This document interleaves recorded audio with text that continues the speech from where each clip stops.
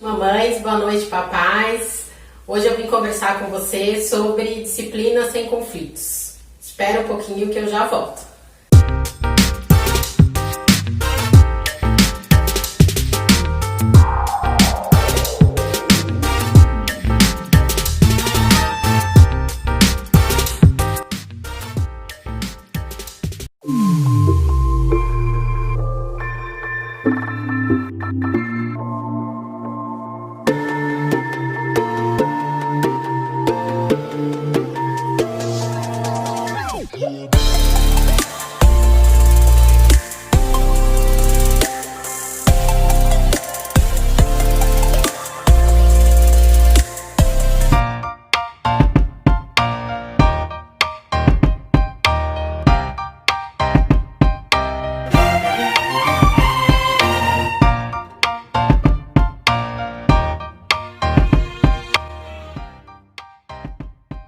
Primeiro eu queria começar conversando com vocês sobre o significado da palavra disciplina. Muitos pais acham que disciplina é você punir a criança ou você deixá-la de castigo, esse tipo de coisa. Mas na verdade a origem da palavra disciplina é educação. Então na verdade disciplina não tem a ver com a punição, mas tem a ver com educar. Lembra a semana passada que eu trouxe um pouco da história da maternidade, que eu falei que na era medieval as crianças aprendiam com os adultos, aprendiam as funções que elas iam exercer na vida adulta? Pois é, a disciplina surgiu nesse momento, por isso ela está relacionada com a educação. E conflitos significa os não entendimentos, as brigas que muitas vezes tem entre pais e filhos, né? Porque os pais têm que colocar os limites, as tarefas necessárias e os filhos não aceitam. E aí eles entram naquela guerra que não tem fim. Enfim, eu criei um projeto sobre esse tema que eu vou falar mais pra frente, mas agora eu queria conversar um pouco com vocês sobre como a educação é pensada hoje. Esse conteúdo que eu estou trazendo, ele está relacionado com pesquisas e estudos recentes que eu estudei. Um deles é a famosa disciplina positiva. Eu sei que tem um monte de pais que tem um preconceito absurdo porque acham que disciplina positiva é deixar a criança fazer o que ela quiser. E na verdade não é bem isso, né? A disciplina positiva, ela não é a punição, mas ela também não é permitir a criança fazer o que ela quer. Ela vai por um outro lado. E além da disciplina positiva, eu também peguei alguns estudos de alguns psicanalistas que trabalham há muitos anos com isso. Enfim, o que todos esses estudos falam? Em primeiro lugar, para você educar uma criança, você tem que saber o que é necessário para educar ela, senão não vai dar certo, né? Então você tem que sentar e definir quais são as necessidades de acordo com você, né? No caso, ou você mãe, ou você pai, os dois juntos, ou se é um só, pensar por si só. O que é importante você passar para o seu filho? Quais são os valores que você quer que ele aprenda? O que é importante que ele faça quando ele chegar na idade adulta? Tudo isso tem que ser muito bem definido. E não é uma coisa abstrata, uma definição que você faz assim meio que, eu quero que ele seja educado. Não, você precisa definir o que é educado para você, porque senão você não vai poder cobrar dele para ele ser educado. Então tem que ser uma definição bem descritiva. Segundo ponto que a educação moderna bate muito forte. São dois pilares, que é a gentileza e a firmeza. Para ser gentil, eu preciso ter empatia. E para ter empatia, eu preciso escutar o outro. Isso é muito difícil, porque às vezes os pais acham que, não, a criança não tem que ser, né, deixa ela, tem que respeitar, ela tem que aceitar, ela não pode falar nada. E esse é um erro muito grande. Por quê? Primeiro porque você não sabe o que está acontecendo com a criança. E muitas vezes, se você escutasse ela, talvez você ficasse sabendo do que realmente aconteceu e pudesse ajudá-la a pensar em como ela pode resolver, né? Mas se você não escutar, você não fica sabendo disso. E segundo, que às vezes o que acontece em seguida? Você vai aplicar uma punição ou um castigo, por exemplo. Mas aí a criança, em primeiro lugar, às vezes ela nem entende por que você fez isso, né? E às vezes ela vai até acabar fazendo o comportamento que você quer, porque ela tem medo, né, de você, já que ela sabe que ela vai ter a punição ou o castigo e etc. Mas ela não entendeu para que serve aquilo. Ela não entendeu por que ela tem que ter aquele comportamento e o que isso vai gerar na vida dela.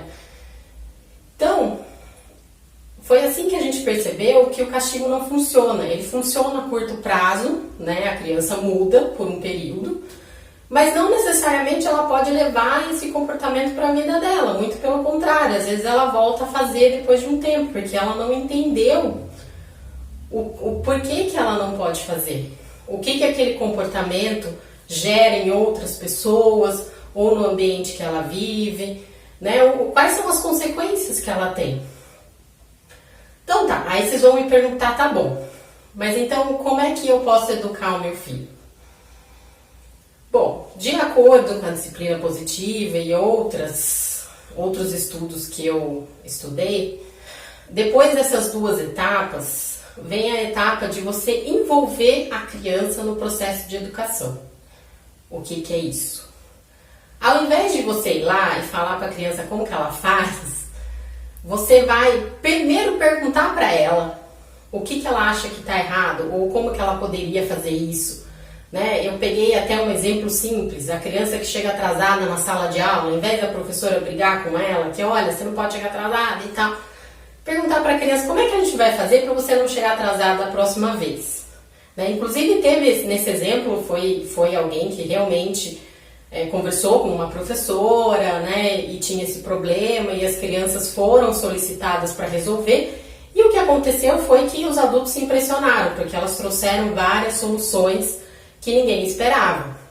Inclusive uma técnica bem interessante que eu li, que se chama brainstorming, não sei se vocês conhecem, mas na verdade é você pegar várias ideias e ir falando.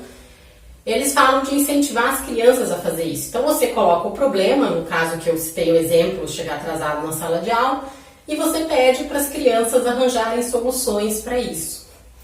O que você está fazendo quando você age dessa maneira? Você está solicitando que elas, em primeiro lugar, achem uma solução para um problema, o que vai exigir que elas pensem no problema, que elas pensem em soluções para esse problema, e assim que elas encontrarem a adequada, que elas consigam compreender que elas foram capazes de fazer todo esse caminho, né? De primeiro entender o problema, depois pensar nas soluções e depois escolher uma.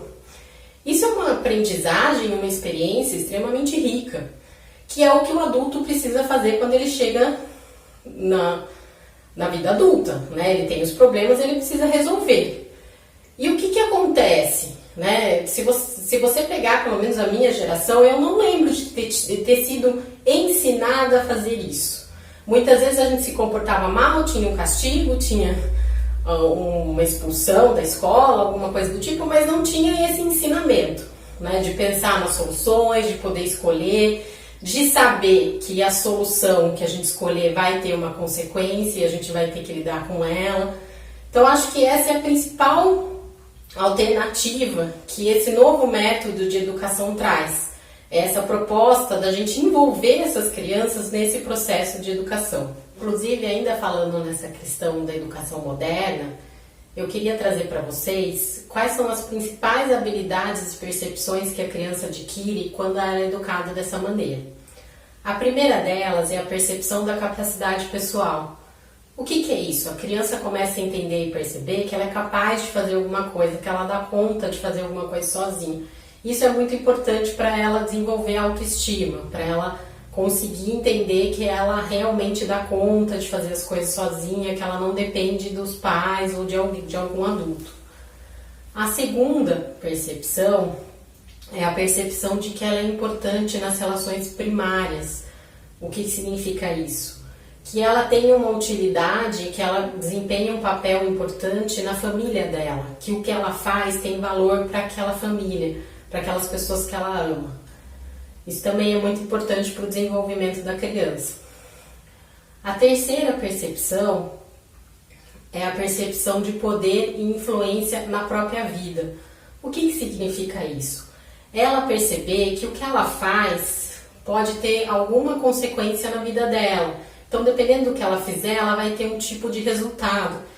Isso é de extrema importância até para motivação, para ela continuar investindo em coisas que ela precisa fazer, em coisas que ela precisa desempenhar, porque ela começa a ver que isso está levando ela para um caminho que ela gosta, ou que ela queria percorrer e etc. A quarta não é mais uma percepção, é uma habilidade que a gente chama intrapessoal. O que significa isso?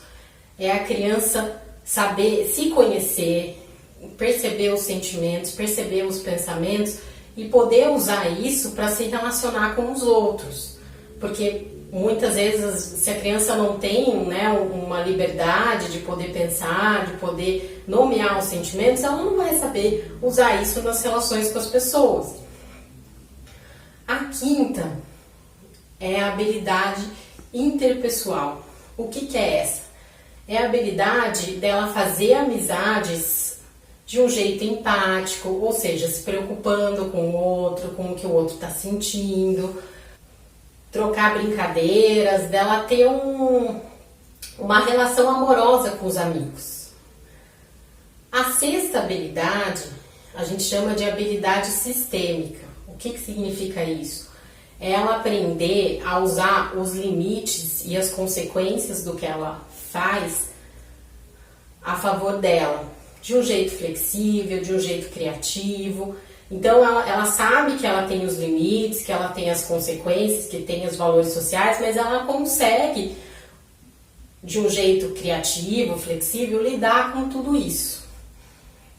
E a última habilidade, a gente chama habilidade de julgamento, é ela ter sabedoria o suficiente para conseguir discernir se o que ela está fazendo vai prejudicar uma pessoa ou não, né? Vai prejudicar o ambiente que ela vive ou não. Então ela ter essa sabedoria de usar as ações ou os pensamentos numa coletividade, né? Tendo essa noção de sentimento.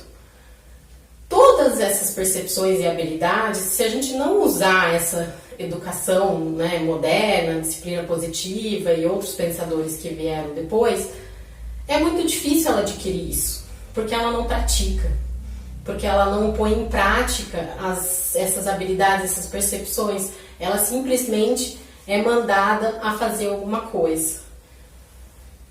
Por isso que essa educação foi repensada, né? E hoje estão criando esse novo modelo que disponibiliza um pouco mais essa questão do treino. Eu sei, pais e mães, eu sei que é difícil, eu sei que vai dar muito trabalho, não é uma coisa simples, mas eu acho que vocês devem pensar um pouco que tipo de filho vocês querem contar no futuro, que tipo de filho vocês querem deixar para o mundo, porque é isso que vai contar, né? É isso que vai fazer a diferença. O que vocês pensam, né, como seu filho vai ser no futuro. Porque assim, a gente tem que ser sincero. Se isso não for trabalhado agora, ele vai crescer e ele vai ter que lidar com essas habilidades. Então ele vai ter uma dificuldade imensa, porque ele nunca foi treinado, ele vai ter que, de uma hora para outra, adquirir essas habilidades, que é muito difícil, e aí ele vai ter todas as dificuldades, todos os problemas que ele poderia ter muito tempo para trabalhar, e ele não vai ter. Então é essa proposta que eu trouxe para vocês hoje. Então, antes da gente finalizar o primeiro bloco, eu quero mandar um abraço para as mamães do grupo Mamãe de Primeira Viagem, que vivem mandando mensagens e interagindo comigo. E quero mandar um abraço também para a Andréia Reis, do programa #Mulheres.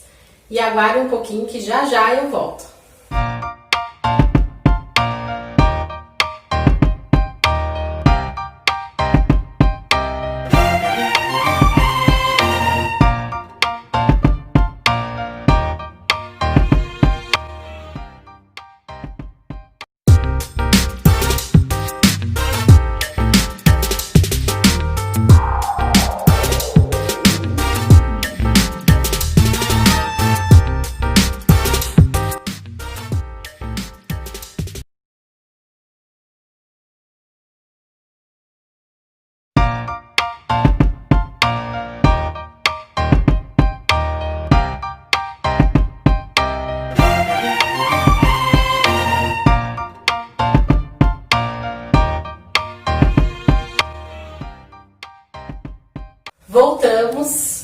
mamães e papais, e agora nós vamos responder algumas perguntas que a produção me comunicou que vieram. Produção, qual que é a primeira pergunta? Lívia, a primeira pergunta, a Daniele e o Paulo são pais da Gabriela e está com dificuldade de lidar com as birras da filha.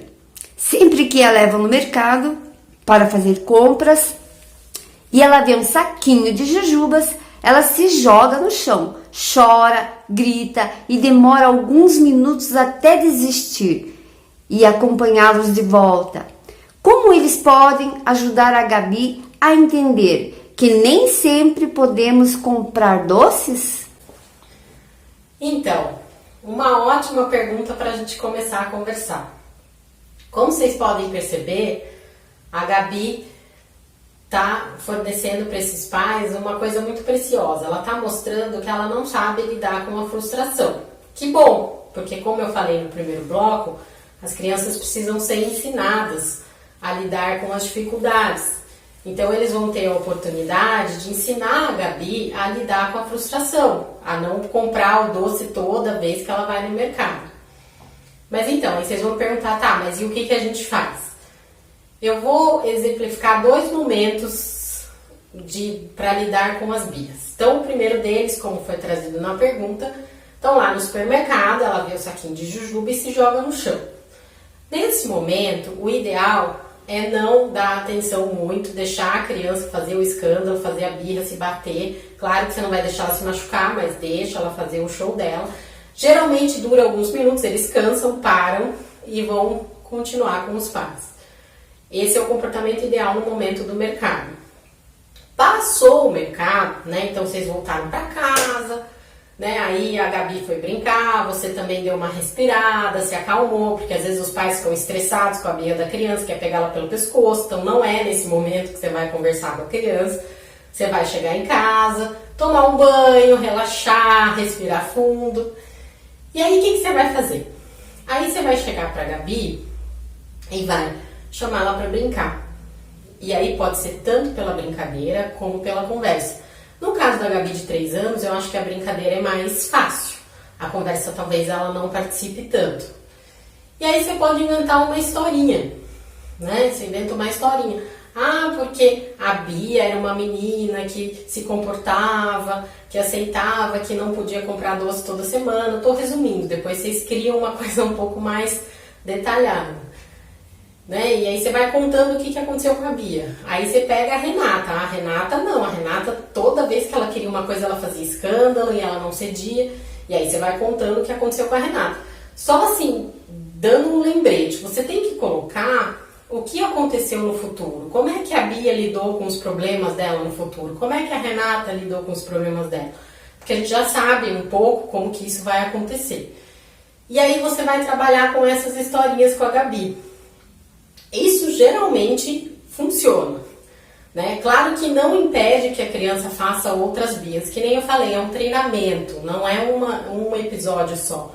Você vai ter que estar fazendo muitas vezes, até a criança conseguir entender primeiro o que ela sente, depois o que ela, né, o que ela precisa fazer, por que ela precisa fazer. Então são muitas repetições até que realmente ela consiga se conter ou, né, ou conseguir encontrar uma outra maneira de lidar com o desejo dela que não seja essa de ficar pedindo os doces. E aí, produção, qual a próxima? A Flávia e o Renato, Lívia. A Flávia e o Renato são pais da Aline, de 7 anos. Desde 6 meses, a Aline não consegue se alimentar bem. Rejeita quase todos os alimentos, aceita prioritariamente comidas gordurosas e doces.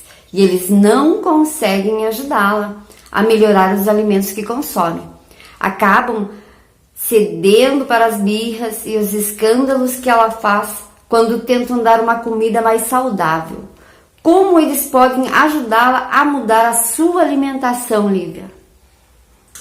Então, a questão da alimentação, ela é um pouquinho mais complexa, né? Porque a alimentação, a criança começa desde que ela é bebê na amamentação com a mãe. Então, a birra com a alimentação, ela tem que ser avaliada um pouco mais detalhadamente, né? Mas falando um pouco no geral, lembra que eu também comentei no primeiro bloco sobre a questão de entender os sentimentos da criança? Então, é claro que assim, vamos ser sinceros, é muito mais gostoso a comida gordurosa e o doce do que comer uma comida saudável, isso é óbvio. Mas eu tenho que entender por que a criança está rejeitando essa comida saudável. Né? Em primeiro lugar, eu tenho que oferecer uma variedade para elas, porque pode ser que ela goste de uma coisa e não goste da outra. Então, eu não posso me limitar a dar só alface ou só um tipo de legumes para a criança. Mas eu ofereci essa variedade e ela não aceitou. Então, o que eu preciso fazer? Eu preciso primeiro conversar com essa criança, entender o que está acontecendo com ela, por que ela rejeita. Isso é uma coisa que, como eu trabalho com crianças, eu acabo sempre conversando com os pais. Mas eu entendo, até pela minha experiência, que é muito difícil. Né? Porque pai, quando vai conversar com o filho, fala, tá tudo bem? Ah, tá bem. Ah, então tá bom. E acabou aí a conversa. Né? Não é esse tipo de conversa que precisa existir. Eu preciso investigar o que está acontecendo com essa criança. Né? Então, quando eu dou a beterraba e ela rejeita, eu preciso conversar com ela. Nossa, mas você não gostou do gosto? Mas o que aconteceu? Você achou que a beterraba é feia?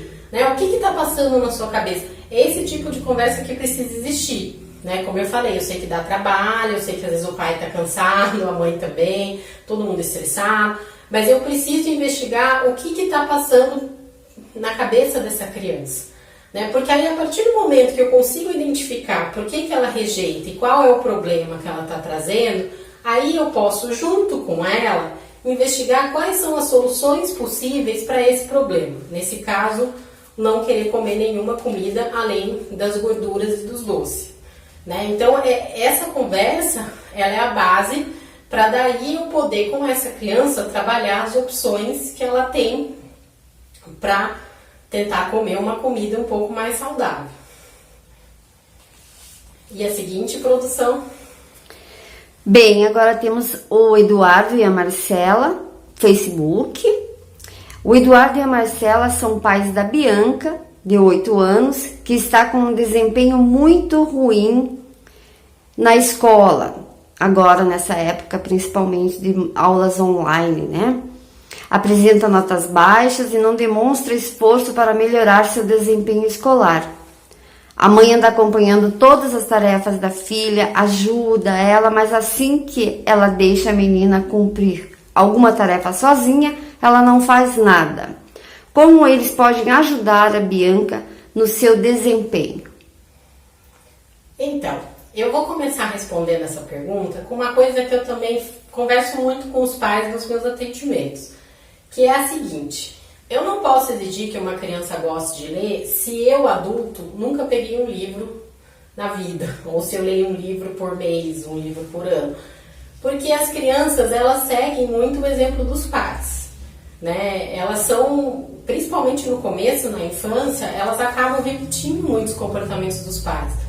Então, se eu quero que meu filho se dedique mais aos estudos, que ele leia mais, eu também preciso me esforçar para fazer isso, para colocar esse comportamento no meu dia a dia. Senão vai ser muito difícil essa criança se envolver. Eu diria que quase impossível. Mas, voltando, pensando esse problema no que eu já conversei no primeiro bloco. A primeira questão que eu queria trazer. É muito difícil para uma criança se envolver num estudo que é só texto, né? Por mais que ela não seja tão novinha, né? Mas mesmo assim, o texto chega uma hora que a criança não aguenta mais. Então, em primeiro lugar, busque recursos para sair do texto, para sair daquela coisa de leitura e de compreensão de texto e de assimilar um monte de conteúdo que às vezes a criança não lembra. Uma coisa que eu acho que surgiu muito interessante, e acho que pode ajudar muito nesse sentido, que são os resumos com desenho, né? Que agora eu não lembro muito bem o nome, mas eles deram um nome para isso. Então você pega uma frase lá do tipo, comi batatas, e aí você vai desenhar ao invés de escrever. Acho isso muito legal, ajuda muito na assimilação do conteúdo, porque a criança vai guardar os desenhos e não as palavras. Ainda mais quando a gente pensa que é muito conteúdo que ela precisa saber para uma prova ou para um trabalho e etc. É mais fácil dela guardar do que se eu ficar só no texto, né, na compreensão e etc. Essa é a primeira questão. A segunda questão, se eu for resolver o problema né, com os recursos que eu trouxe, a gente precisa voltar naquilo que eu falei, né? Então, primeiro, organizar uma rotina de estudos, né? Não sei como, aí são os pais que vão definir. Eu geralmente indico de fazer quadros com as crianças, né, que elas possam anotar o que elas já fizeram, porque como eu falei no primeiro bloco, isso incentiva elas a entenderem que elas deram conta, isso é um sentimento que ajuda. E além dessas técnicas que eu já citei agora há pouco, eu gostaria de retomar a questão que eu já trouxe nas outras perguntas, né? Como é que essa criança está se sentindo? Por que ela não quer se dedicar aos estudos? O que passa na cabeça dela? Porque esse é o ponto principal, né? A questão da organização, né, do planejamento e tudo mais são importantes, mas eu saber o que essa criança está pensando e sentindo é fundamental para eu conseguir ajudá-la. E para o próximo passo, que seria, né, a organização das soluções. Se eu não sei o que está acontecendo com ela, eu não tenho como primeiro eleger soluções e depois ajudar a escolher. Não existe essa possibilidade. Então seria mais ou menos esse percurso. Bom, gente, infelizmente a gente vai precisar finalizar hoje. Eu sei que tem muitas perguntas ainda para eu responder, mas eu prometo que no próximo programa a gente vai retomar para eu tentar responder ou todas ou o maior número de perguntas que eu puder. Então, queria agradecer a atenção de vocês. Por favor, curtam, compartilhem, comentem e aguardo todos no próximo programa. Um abraço, até mais.